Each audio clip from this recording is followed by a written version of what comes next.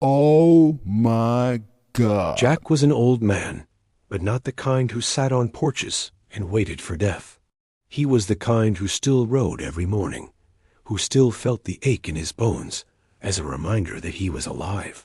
His face was burnt brown by the sun, and his hands were rough like tree bark. 30 years he had ridden these trails. 30 years of dust, heat, and the sound of his own horse's hooves on hard ground.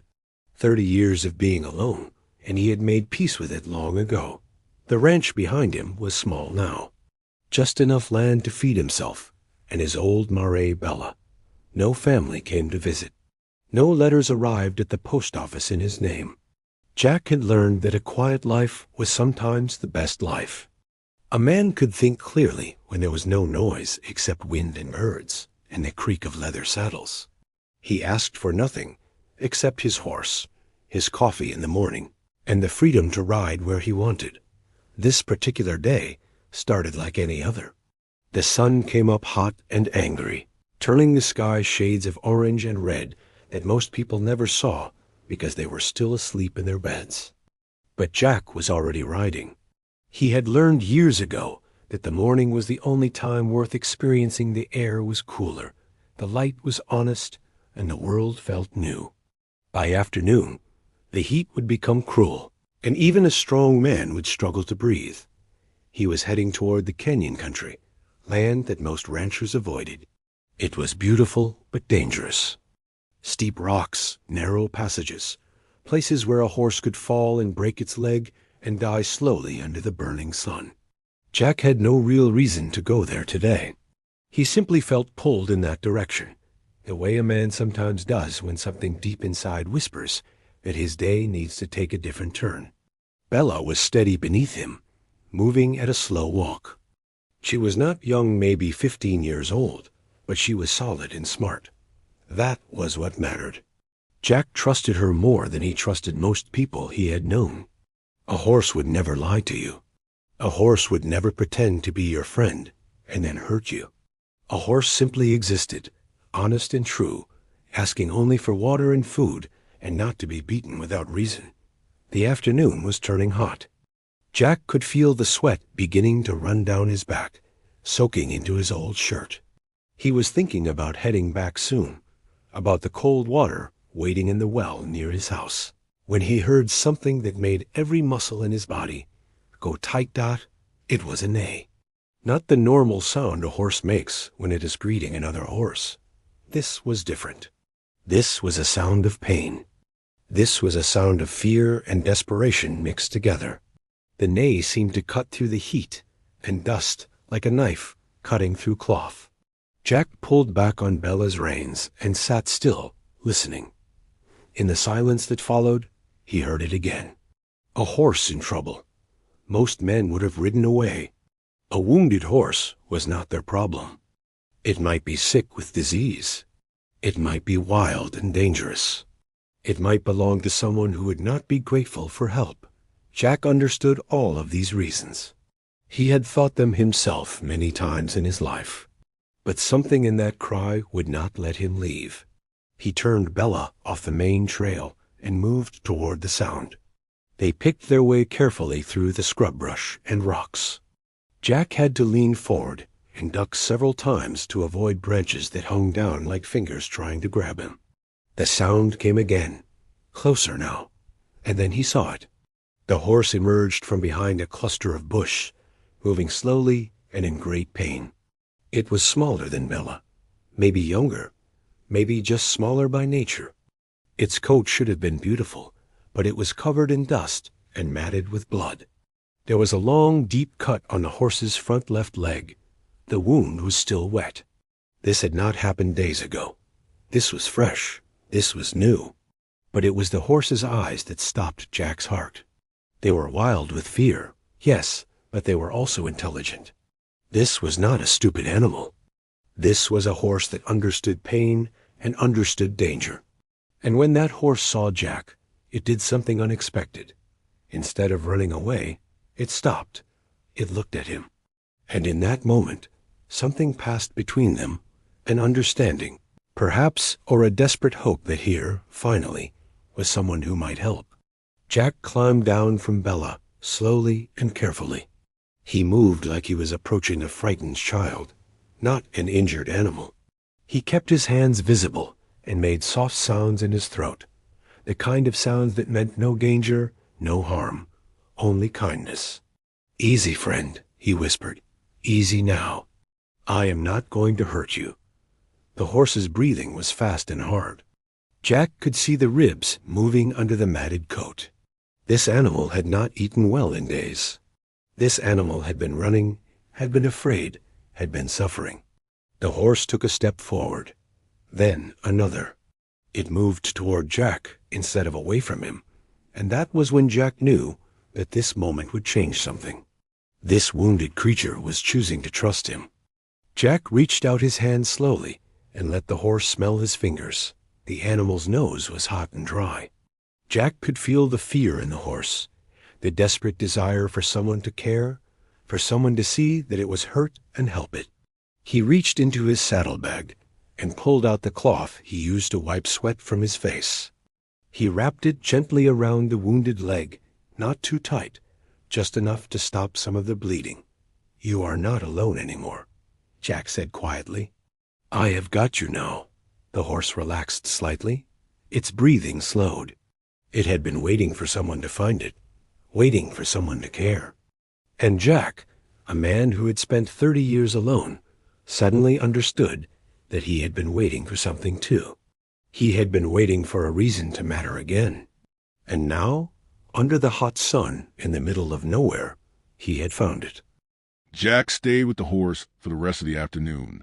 He sat in the shade of a large rock while the wounded animal rested nearby, breathing slowly and steadily. The sun was still high and hot, burning down without mercy on everything below. But here in the shadow, they could both survive the worst of it. Jack did not move. He simply sat and watched the horse, and the horse watched him back. As the sun began to move lower in the sky, Jack knew he needed to do something. The horse was badly hurt. The wound on its leg was deep, and it needed real care, not just a cloth wrap around it. Jack had a choice to make. He could ride back to his ranch and forget about this animal. He could tell himself that he had tried to help, that it was not his responsibility. He could go home and sleep in his bed and wake up tomorrow like this day had never happened. But Jack knew he would not do that. He had already made his choice the moment he saw the horse's eyes. Some choices are made in seconds, but they shape the rest of a person's life. Jack was old enough to understand this. He stood up slowly, feeling the stiffness in his knees and hips. The horse watched him get up. Jack walked back to Bella and opened his saddlebag wider. Inside was everything he carried on these rides. He had a canteen filled with water, some bread wrapped in cloth, a knife, matches, and extra rope. He also had a tin of medicine that his old friend at the general store had given him years ago, something for cuts and wounds. Jack pulled out the canteen first. He poured water into his hand and held it out to the horse. The animal stepped forward and drank the water from his palm. This was a sign of trust. A scared horse would not do this. This horse was desperate and hopeful and willing to believe that this man would not hurt it. Jack gave the horse more water, several handfuls, until it seemed satisfied. Then he opened the tin of medicine.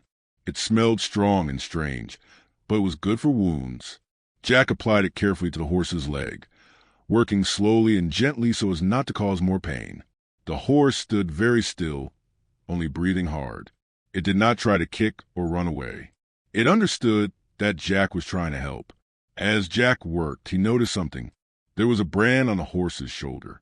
It was faded and old, but definitely there. This was not a wild Mustang that had never been owned. Someone had branded this horse. Someone had claimed it as theirs. But the cut on its leg was too fresh, too angry. This was not from an accident. This was from someone trying to hurt the horse on purpose. Jack's mind began to work. Where had this horse come from? Why was it alone out here in the middle of nowhere, wounded and frightened? What had happened to it? Who did it belong to? These questions sat in his chest like stones, heavy and important. He finished wrapping the leg again with fresh cloth and stepped back. The horse looked better already. It stood taller. Its eyes were still scared, but they were also calmer now. It had food and water and someone who was being kind to it. For an animal that had been running and hurting, that was everything. The sun was getting lower. Soon it would be dark. Jack needed to make a decision, and he needed to make it now. He could ride back to his ranch with the injured horse walking beside Bella. It would be slow. The horse was hurt and could not move fast. It would take hours, maybe longer. The horse might not make it. The wound might get worse. Or Jack could do something different. He could follow where the horse wanted to go. This thought came to him suddenly, like a door opening in his mind. Injured animals often knew things that people did not know. A hurt horse might know where water was. It might know where shelter was. It might have been running towards something, not just away from danger. Maybe instead of dragging this animal to his ranch, Jack should trust it. Maybe he should follow it and see where it led him. Jack looked at the horse carefully. "Where are you going, friend?" he asked quietly. "Where were you trying to get to before I found you?" The horse did not answer with words, of course, but it turned its head slowly and looked back in the direction they had come from, deeper into the canyon country, deeper into the territory that Jack rarely explored, deeper into the wild, hard places where few men ventured. Jack made his decision. He would follow this horse. He climbed back onto Bella and whistled softly. The injured horse began to walk, slowly and carefully, favoring its good legs. Jack followed, matching Bella's speed to the wounded horse's pace. They moved into the canyon, where the rocks grew taller and the shadows grew longer. The trail became narrower. In some places, Jack had to lean down to avoid branches that hung like weapons above his head. The horse moved with purpose now. It was not wandering. It was not lost. It was following a path that only it could see or remember. Jack began to realize something important. This animal was not just running away from pain. This horse was running toward something. This horse was being pulled in a direction that it needed to go. The light was turning gold and orange now. The sun was sinking below the high walls of the canyon. Soon it would be dark, and Jack would have to find shelter for both himself and the wounded horse. He did not know this territory well. He did not know where the safe places were or where danger might hide, but he was no longer afraid. He was following a horse that seemed to know exactly where it needed to be. And Jack, for the first time in 30 years, felt like his life had purpose again. He was not just riding to ride. He was following a mystery. He was following trust. He was following a creature that had chosen him, and he had chosen to follow back. The canyon grew darker and deeper. The horse kept walking, and Jack rode behind, knowing that something important was waiting for them at the end of this path. Something that would change everything. The night came fast in the canyon. One moment there was still light touching the high walls above them, and the next moment darkness had swallowed everything. Jack could barely see Bella's neck in front of him. The wounded horse had become just a shadow moving ahead, a shape that Jack could hear but not fully see. The sound of hooves on stone was his only guide now. Jack had lived long enough to know when to be afraid. The darkness in the canyon was not like darkness anywhere else. It was complete and heavy. It pressed down like a weight. Sound echoed in strange ways. A small noise became big. A close thing seemed far away. Jack had known men who got lost in canyon country in the dark and were never found. Their bones might still be lying somewhere on the rocks, waiting for the sun to bleach them white. But the horse kept walking. It did not hesitate. It did not seem confused or scared. This animal knew this path. This animal had been here before. The wounded horse moved carefully, slowly, but with certainty. Jack realized that the horse could see better in the darkness than he could. The horse was using its senses in ways that Jack could not understand. So Jack did something that went against every instinct of survival that had kept him alive for 60 years. He let go of control. He trusted the horse completely. They moved deeper into the canyon. The walls seemed to grow taller, rising up like giant hands trying to block out the sky. The darkness became so complete that Jack felt like he was riding through the inside of a cave. But then, after what felt like hours but was probably only 30 minutes, the horse stopped. Jack pulled Bella to a halt and listened. The silence was so deep that it seemed to have its own sound. He could hear the horse breathing in front of him. He could hear Bella's breathing beneath him. He could hear the blood moving in his own ears. But nothing else. Nothing beyond that small circle of sound. Then he heard it. Water. It was not a big sound, but it was there. Water moving softly. A stream, maybe, or a small river. Jack's eyes were starting to adjust to the darkness. He could see shapes now. The rocks were getting lighter, which meant the moon was rising. And as his eyes adjusted more and more, he began to see something impossible. The canyon was opening up. They had come out of the narrow passage into a wider space. And there, lit by the rising moon, was a small valley hidden inside the canyon country. It was like finding a secret room that had been hidden behind a locked door. Jack had ridden these territories for years, and he had never known this place existed. The wounded horse walked forward again. It moved toward the sound of water, and Jack followed. The grass was softer here, greener. Water was closer to the surface. The horse drank deeply from a small stream, and then it raised its head and looked toward the far side of the valley. That was when Jack saw it. At first, he thought his mind was playing tricks on him. The light was strange and uncertain. The shadows were dark and deep. But as the moon climbed higher in the sky, he could see more clearly. There was a cabin, an old cabin. It sat beneath a cluster of dried cottonwood trees, so hidden that a person could ride past 100 times and never notice it was there. The cabin was not new. It was not occupied. No smoke came from the chimney. No light showed in the windows. No sound came from inside. But it was there, solid and real, waiting in the darkness like a secret that the land had been keeping. Jack's mouth went dry. His hand moved to the revolver at his hip, without a meaning to do it. He did not know why he felt afraid. He only knew that this place did not feel right. This place did not feel like a place where good things happened. The wounded horse began walking toward the cabin. It moved slowly and carefully, as if it too understood that something was wrong here. Jack wanted to stop the animal. He wanted to turn around and ride back out of this valley and never return. But he did not. He could not. He had come this far, and he needed to know. As they got closer, Jack could see more details. The cabin was made of old wood that had turned gray from the sun and weather. The door was hanging slightly open. The windows were dark, so dark that Jack could not see inside them. There was no sound coming from the cabin at all. It was as silent as a grave. Jack climbed down from Bella slowly. He wrapped her reins around a nearby branch and walked toward the cabin. The wounded horse stood to the side, watching him with those intelligent eyes. It did not try to stop him. It did not try to warn him. It simply watched.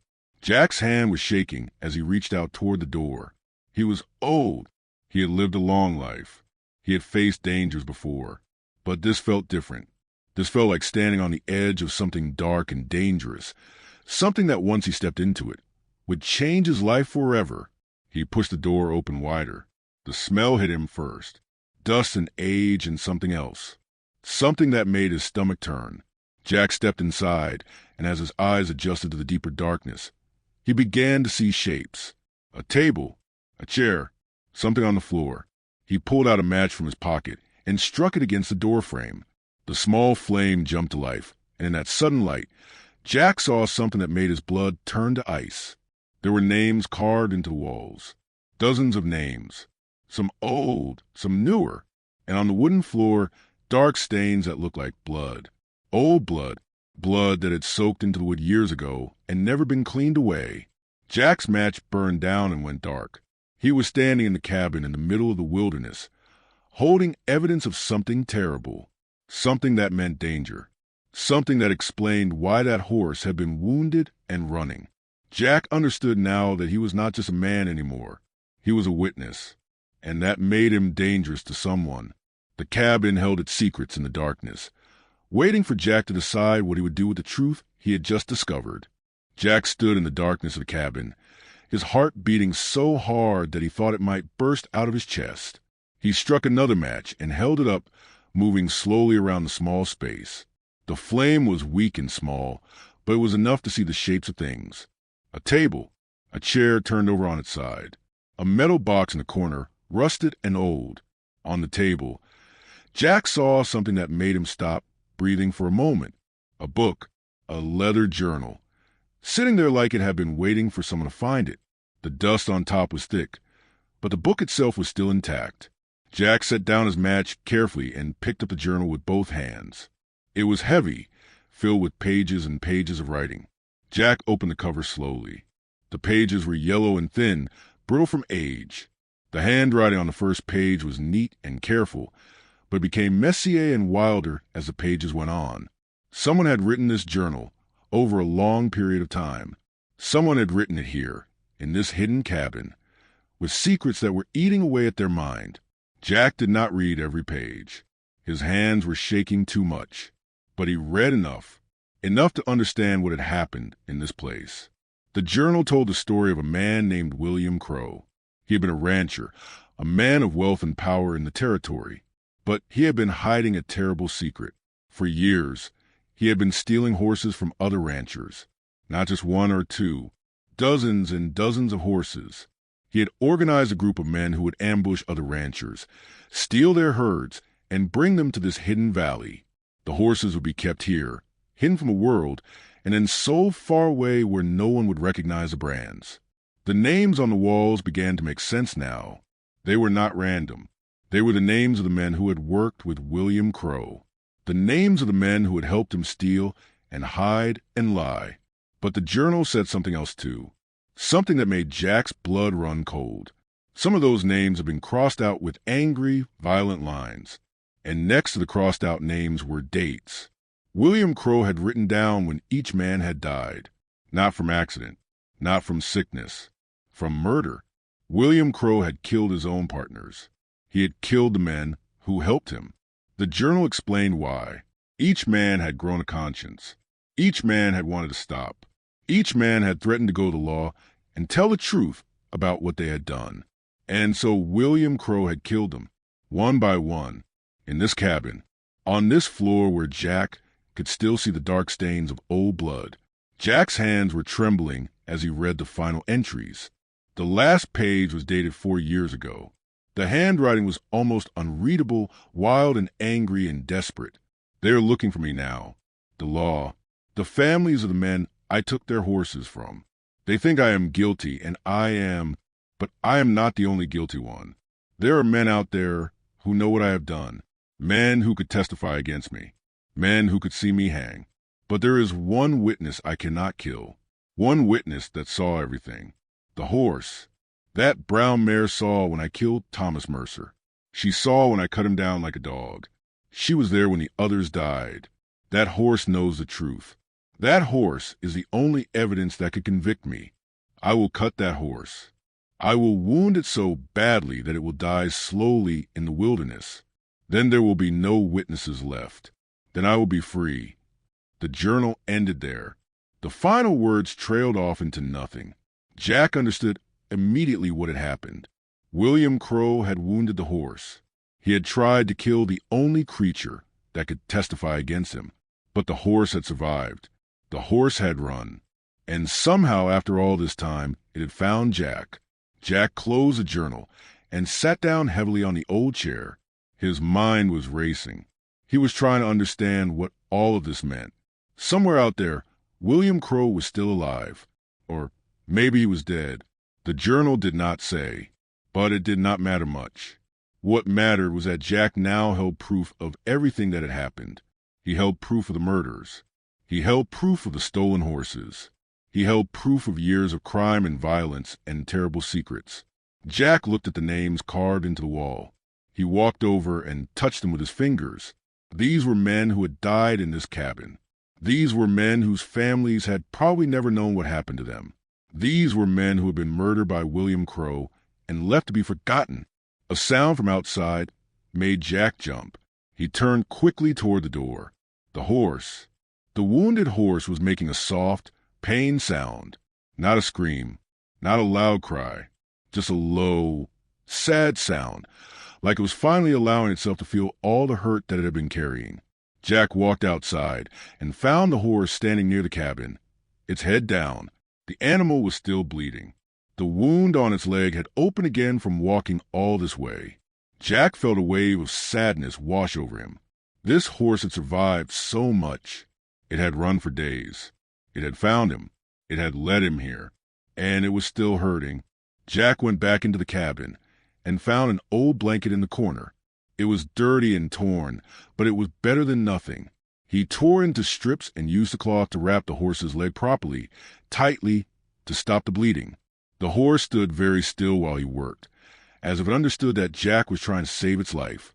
"We are going to get you out of here," Jack whispered to the animal. "We are going to take this journal to the law. We are going to tell them everything. And you're going to be safe. No one will ever hurt you again. I promise you that." The horse looked at him with those intelligent, tired eyes, and in that moment, Jack understood something important. This horse had been carrying the weight of truth alone for 4 years. It had been running and hiding and hurting, because it could not tell anyone what it had seen. But now, finally, someone had listened. Someone had believed it. Someone had understood. Jack picked up the journal and held it close to his chest. He had come out into the wilderness, looking for nothing in particular. He had found everything. He had found proof of terrible crimes. He had found murdered men. He had found answers to questions that the whole territory had been asking for years. And he had found that sometimes the smallest and most powerless creatures, a wounded horse with no voice, could carry the biggest truths. Jack climbed back onto Bella. The wounded horse stood ready, stronger now, knowing that its burden was about to be shared. "Let's go home," Jack said softly. "Let's go tell what we know." The ride back through the canyon took all night. Jack and Bella and the wounded horse moved slowly, carefully, following the path backward toward a world they had left behind. Jack held the journal tight against his body, protecting it like it was made of gold. In a way, it was. This small book held the power to change everything. As the sun began to rise, painting the sky pink and orange, they finally emerged from the canyon. The familiar territory appeared before them. The flat land, the trail Jack had ridden 1,000 times, the direction of town. The wounded horse was moving slower now, its energy fading. The journey had taken everything the animal had left, but it was still walking. It was still moving forward. Jack knew he could not take the horse to his ranch first. The horse needed a doctor, a real doctor, not just Jack's rough care. And the journal needed to go to the law immediately. Every moment that passed was another moment that William Crow could escape, another moment that justice was delayed. Jack turned Bella toward town and rode faster than he should have, with an injured animal beside him. The town of Red Ridge was small and quiet in the early morning. Only a few people were out. The baker opening his shop, a man sweeping the front porch of the general store, the blacksmith starting his fire for the day's work. Jack rode straight to the sheriff's office, a building made of gray stone with bars on the windows. He climbed down from Bella on shaking legs, the journal still held tight in his hands. Sheriff Tom Hayes was sitting at his desk, drinking coffee from a tin cup. He was a fair man, honest and direct, the kind of lawman who actually cared about justice instead of just wearing a badge. He looked up when Jack walked in, and his face changed immediately. He could see something in Jack's expression, something that meant danger or secrets or trouble. "Jack," the sheriff said, standing up, "what has happened to you? You look like you have ridden through hell itself." Jack did not waste time with small talk. He placed the journal on the desk and told the sheriff everything. He told him about the wounded horse. He told him about following the horse into the canyon. He told him about the hidden cabin and the carved names and the dark stains on the floor. He told him about William Crow and the murders and the stolen horses. He told him about the journal and the confessions written in Crow's own hand. Sheriff Hayes read the journal slowly, his face growing darker with each page. When he finished, he looked up at Jack with an expression that was part shock and part rage. "This is real?" the sheriff asked. "You are certain?" "Every word," Jack said. "And the horse?" "The horse is the witness. It was there when Crow killed at least one man. It knows the truth." The sheriff immediately began organizing a search. He called in deputies. He sent men out to look for William Crow. He sent other men to the canyon to secure the cabin and look for evidence. And he sent a young deputy named Marshall to take the wounded horse to the veterinarian, the closest thing the town had to a doctor for animals. Marshall was a good man, kind and gentle. He looked at the horse with compassion and sorrow. "This animal has been through hell," he said quietly. "It has," Jack agreed, "but it survived, and it brought the truth back with it." Over the next 3 days, the story began to unfold. William Crow was found hiding in a canyon 30 miles away. He was thin and sick and mad, his mind broken by years of guilt and fear. When the law confronted him with his own journal, he did not even try to deny it. He confessed everything: 6 murders, dozens of stolen horses, years of lying and deceiving and killing to protect his secrets. But something unexpected happened too. As the law investigated further, they began finding the stolen horses. Some were still alive in hidden pastures scattered across the territory. Others had been sold to ranches far away, but the records Crow had kept in his journal made it possible to trace them back to their original owners. Families who had lost loved ones suddenly understood what had happened. The families who had lost their horses, valuable animals that meant survival and livelihood, suddenly had hoped that their animals might be returned. The whole territory seemed to wake up from a bad dream and begin to heal. And through it all, the wounded horse recovered. Jack visited the veterinarian's office every day to check on the animal. Day by day, the horse grew stronger. The wound began to close. The infection that had threatened to take the animal's life slowly faded. The horse began to eat more and more, began to stand taller, began to look less like a creature that had given up on life, and more like an animal that understood it was going to survive. On the 10th day, Jack came to visit and found the horse standing in the pen behind the veterinarian's shop, moving around freely. The animal's coat was cleaner now. Its eyes were bright and alert. When it saw Jack, it walked toward him immediately and pressed its head against his chest. Jack wrapped his arms around the horse's neck and could not stop the tears that came to his eyes. He was an old man. He had lived 60 years without allowing himself to feel much of anything. But in this moment, holding this animal that had trusted him, that had led him to the truth, that had saved him from a life of pointless wandering, he allowed himself to feel everything. "You did it," he whispered to the horse. "You brought justice home." The veterinarian, a man named Dr. Simmons, came out and stood beside them. "That is a fine animal," he said. "Strong, intelligent. It will make a full recovery." "What will happen to it?" Jack asked. "That depends," Dr. Simmons said, looking at Jack carefully. "Does anyone own it now?" William Crow did not keep proper records of where he got this horse. We do not know which rancher originally owned it. Jack looked at the horse. The horse looked back at him with those deep, knowing eyes. And Jack made a decision that felt like the most important decision of his life. "I will take it," he said. "If no one comes to claim it, I will take it. It saved my life. It saved justice. It deserves to be safe."